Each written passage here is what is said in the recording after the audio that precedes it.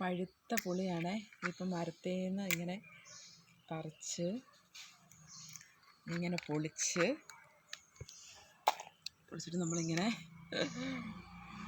വായി വെച്ച്